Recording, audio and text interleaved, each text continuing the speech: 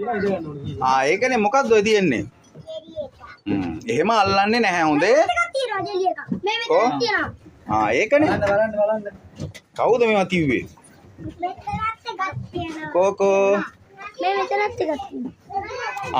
හරි. මේවා ඔයගොල්ලන් ගන්නෙ නැහැ හොඳේද? ඔය පැත්තේ මොකද නැහැ? මේ මොකද්ද පුතේ? මේ මොකද්ද පුතේ? ඕවා ගන්නෙ නැහැ. ඔයා ගෙනාවේ නැහැනේ නේද?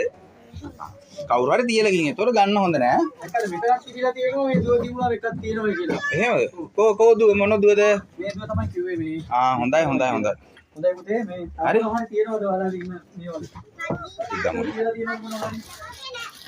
මේ මෙතන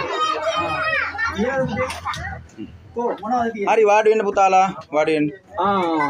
පපමන්ට දෙන්නකෝ පුතේ. දැක්කද? ආයේ එහෙම තියුණොත් ගන්නෙ නෑ. කියන්න ඕන වැඩි හිටියෙකුන්ට අම්මට තාත්තට බස් එකේ ඉන්න මාමා කෙනෙකුන්ට.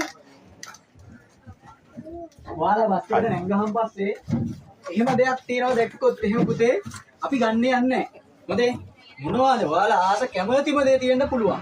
සමහරවිට සෙල්ලම් බඩුවක් වෙන්නත් පුළුවන්. අර අපේ පොලිසිය මාමා කිව්වා වගේ. හරිද? සමහරවිට චොක්ලට් එකක් තියෙන්නත් පුළුවන්.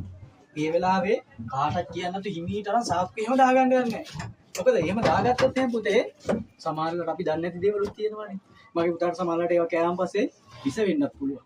හරිද? සමහරවිට අම්මත් එක්ක අම්මට හොයාගන්න බැරිලා නිින්ද ගියොත් එහෙම ඔයාලට. ඔයාලා වෙනසකට තමයි යන්නේ.